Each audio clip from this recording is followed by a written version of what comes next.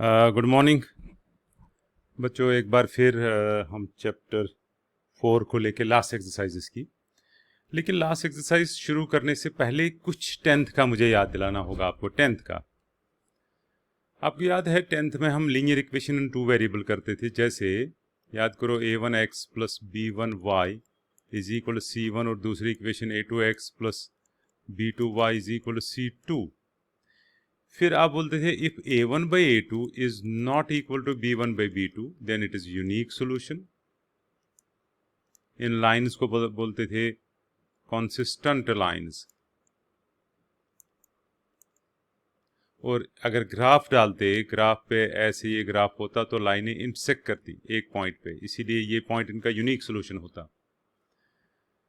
फिर ये तो पहली सिचुएशन होती। दूसरी situation, if a1 by a2 is equal to b1 by b2 but not equal to c1 by c2 then no solution. No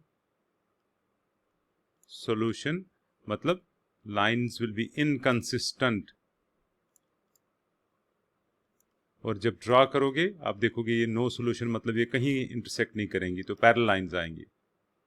और तीसरी सिचुएशन, अगर तीनों बराबर हों, क्या a1 by a2 equal to b1 by b2 and that's equal to c1 by c2, then we have infinitely many solutions. And इनको बोलते हैं consistent and dependent lines. consistent and dependent मतलब एक पॉइंट पे काटे तो एक सोल्यूशन, इन्फिनिट पॉइंटों पे काटे तो इन्फिनिट सोल्यूशन। मतलब ग्राफ आएगा, ये एक दूसरे के ऊपर ही लाइन आएगी, तो हर पॉइंट पे इंटरसेक्ट करेंगी, तभी तो इन्फाइनाइटली मेनी सॉल्यूशंस। ये आपने टेंथ में किया हुआ है। अगर इसमें किसी को डाउट है, याद नहीं आ रहा हो, कई बार ऐसा होता है कि छोटे क्लास का दिमाग से निकल गया, धुल गया होता है बल्कि क्योंकि जब आप नेक्स्ट क्लास में जाते हो ना, दो बातें होती हैं। कई बार ऐसा होता है कि आपको नेक्स्ट क्लास में जाते ही जो चीज़ पहले आती नहीं थी वो सोचते हो ओह इतनी इजी, ये तो आराम से आती है मुझे अब। दूसरा होता है कि आपको पिछला सारा जैसे वॉश आउट हो गया है ब्रेन से, वो भी चांस होता है। तो मेरे को बताओगे, मैं उसी हिसाब से फिर से हेल्प कर सकता हूँ, उसमें कोई दिक्कत नहीं है। इसी का प्रयोग आज करेंगे। मैं 3 इक्वेशंस यूज करूंगा। अभी देखो, 3 वेरिएबल्स, आई मीन 3 वेरिएबल्स, जैसे a1x plus b1y plus c1z is equal to 0 is equal d1। ठीक है, a2x plus b2y plus c2z is equal d2। a3x plus b3y plus c3z is equal to d3। मतलब क्या हुआ इसका, मान लो ऐसी equation है 2x plus 5y minus 3z is equal 7। ऐसी इक्वेशन, ये इक्वेशन है, इस टाइप की इक्वेशन है। इसमें 2 वेरिएबल्स थे, इसमें 3 वेरिएबल्स। अगर आपको याद होगा टेंथ में, या आपके टीचर ने बोला होगा या नहीं बोला होगा, अगर यहाँ पे कितने वेरिएबल्स हैं, 3, x, y और z, तो आपको 3 इक्वेशंस चाहिए तभी सॉल्व होगा। 2 इक्वेशन से 3 वेरिएबल कभी सॉल्व नहीं होते। जितने वेरिएबल आपको, जितने अननोन्स हों, जितने वेरिएबल्स हों, उतनी इक्वेशंस होनी चाहिए। सपोज एक हो 2p plus 3q plus 4r plus 5m कुछ भी इज इक्वल 7। कितने वेरिएबल्स हैं, 1 2 3 और 4, तो आपको ऐसी ही 4 इक्वेशंस और होनी चाहिए। सपोज दूसरी हो 3p minus 5q plus 4r minus 7tm is equal to 12। कुछ भी 4 इक्वेशंस हो तो ये चारों वैल्यू, हालांकि लंबा बहुत है लेकिन निकाल सकते हो। अभी अगर आप इनको निकालना चाहोगे, इन इक्वेशंस को जो मैं अभी बता रहा हूं, इन इक्वेशंस को निकालना चाहोगे तो ये तो बहुत झंझट वाला काम है। ये आसान काम नहीं है। अगर आप चाहते हो कि इन इक्वेशंस का वैल्यू निकालें, मैं इनकी बात कर रहा हूं। अभी ये 3 इक्वेशंस जो मैंने दी हैं, ये वाली, अगर आप इन्हीं को मैट्रिसेस मेथड से करोगे तो काफ़ी आसान होता है। देखना भी हम कैसे सॉल्व करते हैं। आपको याद होगा ये 2 वेरिएबल 10th में आप एक करते थे इसको एलिमिनेशन मेथड, फिर एलिमिनेशन एंड सब्स्टिट्यूशन, और फिर तीसरा मेथड था क्रॉस मल्टीप्लिकेशन मेथड, एक और था ग्राफिकल मेथड, एक और अब हम सीखेंगे मैट्रिसेस मेथड। मैट्रिसेस डिटरमिनेंट्स के चैप्टर से हम ये सॉल्व कर सकते हैं। अब देखना क्या क्या लिखेंगे हम। अभी जो इक्वेशन मैं फिर से लिख रहा हूं वो a1 b1 c1 a2 b2 c2 ये तो कॉन्स्टेंट्स हैं, तो इसका एक मैट्रिक्स बनाएंगे ऐसे a1 b1 c1 a2 b2 c2 a3 b3 c3 हो गई एक मैट्रिक्स। एक्स वाई जेड की एक और मैट्रिक्स बनाएंगे एक्स वाई और जेड, और इस d1 d2 is equal to d1 d2 और d3 ये एक और मैट्रिक्स हुई। इस मैट्रिक्स का अगर मैं नाम दूं, आपको निकालना है ये एक्स वाई और जेड, अगर मैं इस मैट्रिक्स का नाम दूं ए, पूरी इस वाली पूरी मैट्रिक्स का ए नाम दूं कैपिटल ए, इस पूरी मैट्रिक्स का नाम एक्स दूं, और इस पूरी मैट्रिक्स का नाम बी दूं, मैं ऐसे लिखूंगा। मुझे निकालना है इस एक्स का वैल्यू, है ना, तो मैं x का वैल्यू मतलब ये एक्स वाई जेड इस वाली मैट्रिक्स का वैल्यू निकालना है, मैं लिखूंगा a को उधर ले जाओ, ये तो इन्वर्स हो जाएगा, डिवाइड होगा ना, ये मान लो ये डिवाइड है मल्टीप्लाई है तो वहां जाके डिवाइड होगा, डिवाइड का मतलब ऐसे होता है। So x is equal to a inverse b हमें याद रखना है, इस फॉर्मूला को हम यूज करते हैं। जबकि आपको याद होगा inverse is equal to adjoint of a divide by determinant of a, ये तो किया है पहले भी। अब आगे देखते हैं क्या क्या कंडीशंस पॉसिबल है। मैं फिर से ये हिस्सा मिटाऊंगा क्योंकि मुझे जो वाइट में लिखा हुआ है ये मुझे चाहिए थोड़ी देर के लिए, फिर तो रिमूव करूंगा। 10th का कनेक्ट कर रहा हूं सो दैट आपको अच्छा लगे कि आपका पुराना साथी आपके साथ अभी भी जा रहा है, आई मीन 10th का। देखिए जिस तरह से मैंने ऊपर 3 कंडीशंस लिखी हैं, 3 कंडीशंस मतलब कब यूनिक सोल्यूशन होगा, कब अगर determinant of A is not equal to 0, then ये पहली कंडीशन है केस 1, जैसे यहां पे केस 1 केस 2 और केस 3, इसी तरह से determinant of A is not equal to 0, then आपको पता होगा इनवर्स में आपने सुना देखा होगा, अगर ये 0 मैट्रिक्स नहीं है देन ए इनवर्स, जिसको सिंगुलर मैट्रिक्स कहते हैं, ए इनवर्स एग्जिस्ट्स, तब यूनिक सॉल्यूशन, ये एग्जिस्ट करेगा तो यूनिक सॉल्यूशन। तो पहला पॉइंट आपको ये रखना है याद। आप कब निकालते हो इनका सोल्यूशन, आपको सोल्यूशन देखो लाइनें अगर इंटरसेक्ट करती हूं तो आप निकालोगे कहां पे इंटरसेक्ट करती हूं, अगर नहीं कर रहे हैं तो आप क्या निकालोगे, जब इंटरसेक्ट ही नहीं करते हैं तो आपको कहां पता चलेगा वो पॉइंट कौन, आपको ये पॉइंट का वैल्यू निकालना है एक्स और वाई, वही हो गया सोल्यूशन ऑफ द इक्वेशंस। जब ये इन्फिनिटली मेनी सॉल्यूशंस पे इंटरसेक्ट करती हो तो तब भी क्या निकालोगे, इसलिए आप सिर्फ सॉल्व करते थे 10th में जब यूनिक सॉल्यूशन होता था, बाकियों के वक्त आप छोड़ देते थे इस क्वेश्चन को। नॉर्मली ऐसे क्वेश्चन होते भी नहीं थे जिनमें यूनिक सॉल्यूशन नहीं होता, लेकिन इस बार यूनिक सॉल्यूशन होगा तो सॉल्व करना है पहले की तरह, अगर यूनिक सॉल्यूशन नहीं होगा तो सिर्फ लिख के छोड़ देना है, क्योंकि आप निकाल ही नहीं सकते जब सोल्यूशन ही नहीं है, इसका सोल्यूशन ही नहीं है, इसका इनफाइनाइटली मेनी सॉल्यूशंस, तो निकालने का चांस नहीं है। तो पहला पॉइंट आ गया यूनिक सॉल्यूशन, इसको सॉल्व करोगे। अगर दूसरा point determinant of A is not equal to 0, sorry, अगर determinant of A is equal to 0, तब क्या क्या पॉसिबिलिटी, क्या क्या गड़बड़ हो सकती है। अगर आप डिटरमिनेंट ऑफ ए आपने 0 निकाला तो क्या हो सकता है।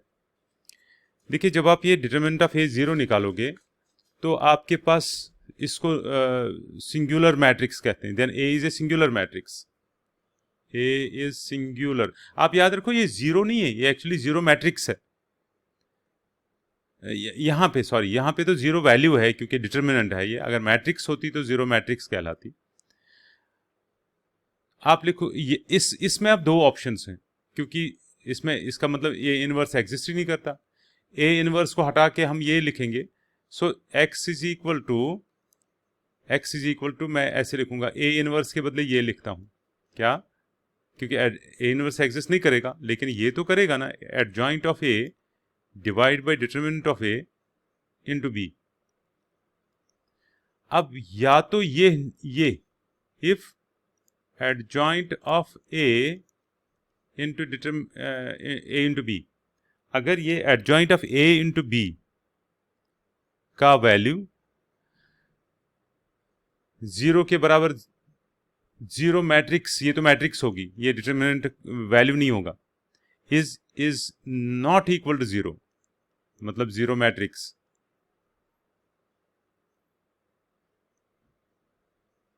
यहां पे 0 नहीं, यहां पे डिटरमिनेंट का वैल्यू 0 होता है, पर इस एडजॉइंट का वैल्यू मैट्रिक्स होता है, वो डिटरमिनेंट वैल्यू नहीं होता, वो मैट्रिक्स होता है। मतलब इस प्रकार से 0 0 0 0 0 0 0 0 0, ये वो 0 है। लेकिन जो ये वाला 0 है डिटरमिनेंट का तो एक वैल्यू है, उस अगर ऐसा हो, अगर ये 0 के बराबर नहीं हो, देन नो सोल्यूशन। और अगर ये 0 के बराबर हो, adjoint of A into B, ये तीसरा केस, अगर ये 0 के बराबर हो, adjoint of A into B 0 के बराबर हो, तब या तो नो सोल्यूशन या इनफाइनाइटली, तब चांस बनता है इनफाइनाइटली मैनी सॉल्यूशंस का। नो सोल्यूशन भी हो सकता है, यहां पे दोनों बातें हो सकती हैं। देन सिस्टम में ईदर कंसिस्ट ऑफ इनकंसिस्टेंट और ईदर इनफाइनाइटली मेनी सॉल्यूशंस, या तो कोई सॉल्यूशन नहीं होगा या इनफाइनाइटली और नो सॉल्यूशन, ये आप नोट करोगे। मैंने कुछ बातें कह के रखी हैं, आप कह के ही नो खाली नहीं लिखोगे। तो अब हम फाइनल 3 पॉइंट्स लिखते हैं जो आप अच्छी तरह से नोट करोगे ताकि आपको दिक्कत ना हो। पहला पॉइंट ये, मैं स्टार्ट से ही लिखूंगा, a1x प्लस b1y, मैं पहले यहां तक मैंने पहले भी समझाया है। अब 3 केस हैं। Case 1, determinant of a is not equal to 0, unique solution, इसी वक्त निकालना है, बाकी 2 के वक्त नहीं। Determinant of a is equal to 0, उस वक्त आपको 2 चांस लेने हैं, या क्योंकि x को आप तब लिखोगे x is equal to adjoint of a inverse के बदले एडजॉइंट, यहां पे मैं लिखूंगा ब्रैकेट में a inverse does not exist, x is equal to adjoint of a divide by determinant of a into b, adjoint of a। Okay, now यहां पे 2 cases हैं। नंबर 1, इस केस सेकंड के 2 केस हैं, adjoint of a into b, या तो ये 0 के बराबर होगा या ये 0 के बराबर नहीं होगा। सो अब अगर 0 के बराबर नहीं होगा, नॉट इक्वल 0, तो नो सॉल्यूशन। और इसी का तीसरा रूप, अगर ये adjoint of a into b is equal 0, then either no solution और इनफाइनाइटली मेनी सॉल्यूशंस। ये नोट करके रखोगे, ये आपको याद होना चाहिए। अब क्वेश्चन शुरू करते हैं, इसको दिमाग में रख लेना मैंने क्या कहा अभी। देखिए, ये तो 10th क्लास का क्वेश्चन है, लेकिन आपको ये मैट्रिक्स से करना है। 10th क्लास का क्वेश्चन होता तो मैं ऐसे लिखता, पहले वैसे दिखाऊंगा मैं। a1 इज इक्वल 1, इसका coefficient, b1 is equal 2, c1 is equal to 2। अब ये हो गया a2 is equal 2, b2 is equal to 3 और c2 is equal to 3। a1 by a2 is equal to 1 by 2, b1 by b2 is equal to 2 by 3। इसका मतलब a1 by a2 is not equal to b1 by b2, then no unique solution. फिर निकालना है, लेकिन इस बार ऐसे थोड़ी ना चलेगा, आप 10th के बच्चे थोड़ी हो। आपको एक मैट्रिक्स का तरीका यूज करना है, मैट्रिक्स से निकालने की कोशिश करनी है। देखते हैं,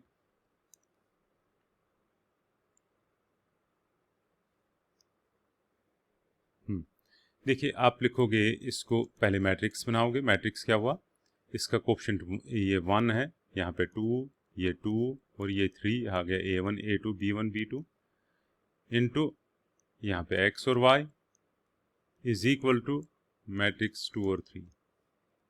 तो A कितना हुआ, A हो गया 1 2 2 3। अब यहाँ पे हम लिखते हैं ना A is equal to sorry x is equal to A inverse B। ये B हुआ, ये x हुआ और ये A है, तो पार जाके A इनवर्स होगा। पहले डिटर्मिनेंट ऑफ A निकालते हैं, determinant of A not matrix of A। इसका इस तोते की चोंच में काटूंगा तब ये डिटर्मिनेंट बनेगा, क्योंकि अगर चोंचे रखी तो फिर ये मैट्रिक्स रहेगी। Okay, then what is determinant of A equal to, आप देखोगे 3 1 ज़ा 3 minus 4 that's equal to -1। So determinant of A is not equal to 0, therefore unique solution. हमने यहाँ पे भी देखा यूनिक सोल्यूशन, वैसे भी मैंने समझाया था यूनिक सोल्यूशन क्यों। यूनिक सोल्यूशन है तो आपको A इनवर्स निकालना पड़ेगा। A इनवर्स के लिए आपको adjoint of A into determinant of A निकालना है। पहले एडजॉइंट ऑफ A देखते हैं। सो आपने लिखा, देखिए आपने निकाला पहले इसका डिटर्मिनेंट, वो आ गया -1। Determinant A is not equal 0, therefore A inverse exists, यहाँ पे मैं लिखूंगा therefore A inverse exists. So unique solution, ठीक है। हालांकि इसने सिर्फ इतना ही कहा था, इसका सोल्यूशन की कैसा होगा, यूनिक होगा, वो होगा, ये होगा। मैं निकालूंगा भी। एडजॉइंट ऑफ ए निकालता हूँ। एडजॉइंट ऑफ ए याद करो, cofactor, leave the row leave the column 3, फिर इसके लिए leave the row leave the column 2, फिर इस 2 के लिए leave the row leave the column ये 2, फिर इस 3 के लिए leave the row leave the column 1। वही मैंने लिखा, उसका ट्रांसपोज। तो ये आएगा 3 2 2 1। याद नहीं आ रहा हो ये एडजॉइंट कैसे निकालते हैं तो पीछे देख सकते हो वीडियोस या जो आपने क्वेश्चंस किए होंगे। ए इनवर्स हो गया इस adjoint of A divide by determinant of A, और डिटर्मिनेंट ऑफ ए मैंने पहले ही निकाला, माइनस से मल्टीप्लाई करो, ये आ गया ए इनवर्स। ठीक है, अब आपके पास बस कहानी ईजी है। आपको निकालना है determinant of A, sorry value of X Y and Z. यहाँ पे एक्स वाई ही है, जेड तो है ही नहीं।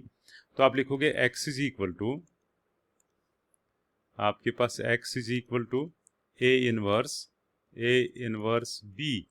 एक्स मतलब हो गया है X comma Y, X Y matrices is equal to A inverse, अभी आपने निकाला -3 -2 -1। देखिए भागते भागते एक गलती हो गई थी, मैंने एडजॉइंट ऑफ ए जब निकाला ना, ये माइनस करना भूल ही गया, क्योंकि पहला होता है पॉजिटिव, दूसरा नेगेटिव, तीसरा फिर से नेगेटिव, क्योंकि पॉजिटिव है तो ये नेगेटिव आएगा। वो 1 1 2 2 1 करके ये आएगा 1 1। तो यहाँ पे लिखते हैं -1 पावर 1 + 1, यहाँ पे -1 पावर 1 + 2, ऐसा करके। तो ये दो नेगेटिव आएंगे। अब आप ट्रांसपोज इसका करोगे तो ऐसा आएगा ट्रांसपोज, ठीक है। ए इनवर्स होगा -1 अपॉन -1, तो इस डिटर्मिनेंट ए है ना, -1 पहले ही आया हुआ है, उससे मल्टीप्लाई करोगे तो ये आएगा, दैट्स इक्वल टू -3 2 2 और -1, ये आ गया ए इनवर्स। ठीक है, अब इसमें वैल्यू देना है ए इनवर्स का, तो ये +2 आएंगे। अब देखो आप जब मल्टीप्लाई करूंगा मैं तो ये आएगा X Y matrices is equal to, पहले 3 2 ज़ा 6 -6 + 3 2 ज़ा 6, सॉरी 6 + 6, ठीक है। फिर उसके बाद +2 2 ज़ा 4, फिर -3 1 ज़ा 3, दैट्स इक्वल टू 0 और 1। x होगा 0 और y होगा 1, ये सोल्यूशन है। अगर आप इसमें सब्स्टिट्यूट करोगे आप देखोगे आंसर आ जाएगा एकदम। तो ये तरीका है सॉल्व करने का। आपको सोल्यूशन नहीं निकालने हैं, मैंने सिखाया सिर्फ सोल्यूशन कैसे निकालते हैं। अब ये थर्ड क्वेश्चन भी ऐसा ही है। क्वेश्चन सिर्फ ये है, examine the consistency of the system of equations. सिर्फ देखो ये कंसिस्टेंट हैं या नहीं है, बस। अब देखो यहाँ पे आप लिखोगे 1 1 3 2 6, आ गया एक डिटर्मिनेंट। यहाँ पे आएगा x और y, याद होगा आपको, और यहाँ पे आएगा 5 और 8। डिवाइड पता नहीं क्यों लिखता हूँ मैं, कौन से पाप हो गए मेरे से, अच्छा ये आएगा A X equal to B, X equal to A inverse B.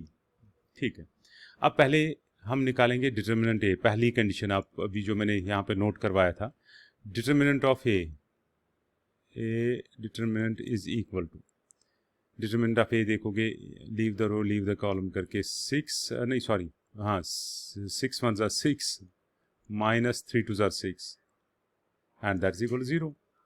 So determinant of A is equal to 0, therefore it is a singular matrix जिसका therefore A inverse does not exist. अब A inverse नहीं exist करता हो तो हमारे पास दो options हैं, हमें adjoint of A by determinant of A निकालना है, adjoint of A into B निकालना है। पहले एडजॉइंट ऑफ A देखते हैं। एडजॉइंट ऑफ A निकालने का तरीका हमारे पास है, याद करो आप कोफैक्टर्स का मैट्रिसेस निकालते हो, leave the row leave the column 6, leave the row leave the column -2 क्योंकि दूसरा माइनस होगा, नीचे वाला भी माइनस होगा, leave the row leave the column -3 और फिर leave the row leave the column 6 1, इसका ट्रांसपोज 6 -2 -3 1, इनवर्स कितना आसान है इस तरीके से, वो वाला तो बहुत भयंकर काम था। ये आ गया इन एडजॉइंट ऑफ ए। अब आपको जब ये 0 के बराबर होगा तब आपको adjoint of A into B निकालना है, याद होगा आपको, adjoint of A into B,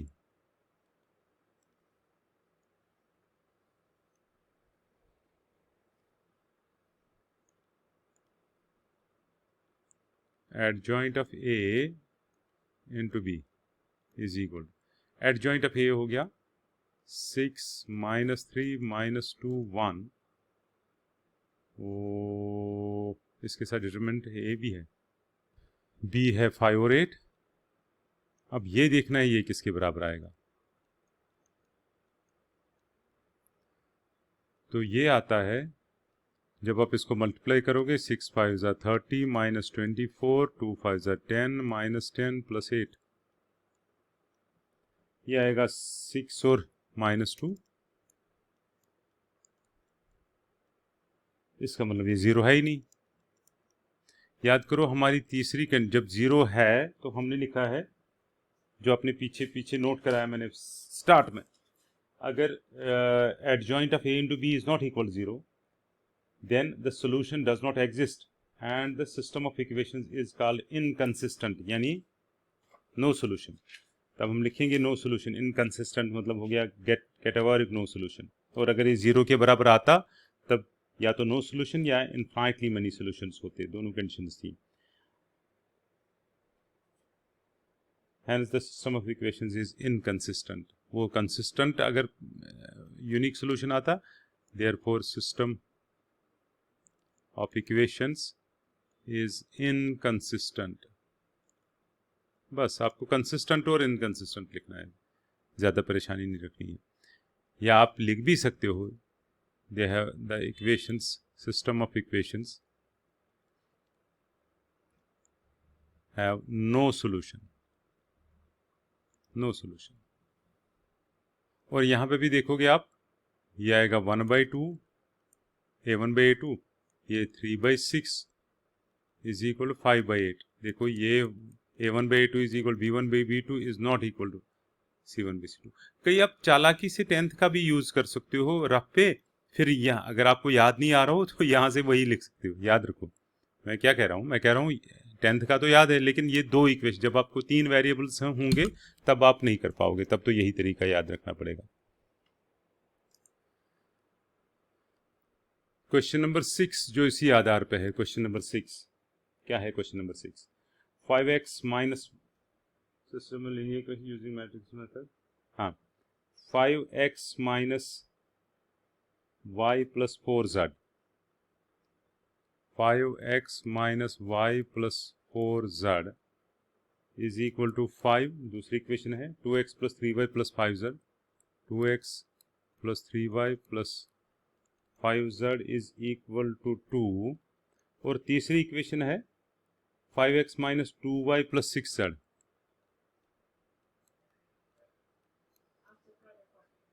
-2y + 6z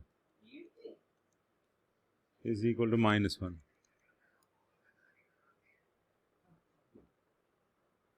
तो आप लिखोगे 5 -1 4 2 3 5 5 -2 6। यहाँ पे लिखोगे x y और z, और यहाँ पे लिखोगे इक्वल टू 5 2 और -1। ये हो गया a x equal to b, और x होगा a इनवर्स b। ठीक है, अब आपको पता चला a क्या है। तो सबसे पहले याद करो, आपको डिटर्मिनेंट ऑफ a निकालना है और देखना है उसका वैल्यू क्या आएगा। Determinant of a is equal to, leave the row leave the column, 6 3 are 18 + 10 28 into 5 28 into 5, फिर +1 times leave the row leave the column, 6 2 are 12 - 25, फिर 4 से खोलेंगे +4 टाइम्स 2 2 are 4 -4 -15,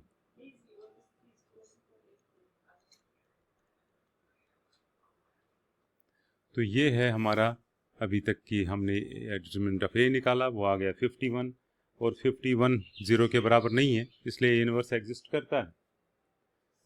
अब इस आपको यहीं तक करना है, लेकिन अगला क्वेश्चन जो होगा फिर निकालना है ए इनवर्स। एग्जिस्ट करता है तो ए इनवर्स निकालो। ए इनवर्स मतलब आपको adjoint of A divide by determinant of A निकालना है, फिर उसको बी के साथ मल्टीप्लाई करना है। थोड़ा सा कम्बरसम है, लेकिन शुरुआत तो करें। इसलिए अभी तक आप यूनिक सोल्यूशन लिखोगे, यूनिक सोल्यूशन या lines are consistent, lines are या equation, sorry, equations are consistent. यहाँ पे कंसिस्टेंट या इनकंसिस्टेंट आपको लिखना है, बस इतना ही। तो आप लिखोगे the system of equations is consistent. जब यूनिक सोल्यूशन हो तो कंसिस्टेंट, यूनिक सोल्यूशन नहीं हो तो इनकंसिस्टेंट। फिर आपको बताना है किस उसमें क्या है, इनफाइनाइटली मैनी सोल्यूशंस होंगे, या उसमें देखना है 0 के बराबर होगा या क्या होगा।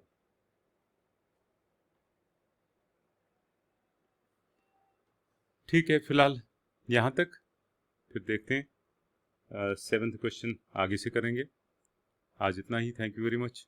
आप जो बाकी पार्ट रहते हैं, तो मैंने 2 पार्ट आपको, बल्कि 3 पार्ट दिखाए, तो 3 आपको खुद करने हैं। Hopefully you will do it. मुझे लगता है अच्छा लगेगा मुझे अगर आप 3 दिनों के अंदर अंदर ये करके दोगे, तो आई विल फील प्राउड कि मैं छुट्टियों में भी क्लास लेके आपकी हेल्प कर रहा हूँ। लेकिन ये कोई मजबूरी नहीं है, मैं फिर से बताता हूँ। आप में से जिस बच्चे को जिस दिन लगे कि हम क्यों करें, हमारी छुट्टियाँ चल रही हैं, मेरे को इन्फॉर्म करोगे ज़रूर। ऐसे नहीं कि आप ग्रुप में भी रहोगे, वहाँ से लिखोगे yes we are ready to solve study जो even if we have vacations this time, और फिर काम भी नहीं करोगे, वो थोड़ा सा गंदा लगता है। फिर आपकी मर्जी है। पिछली बार मैक्सिमम बच्चों ने सपोर्ट किया था तो अच्छा लगा। ठीक है, थैंक यू वेरी मच, फिर से मिलते हैं।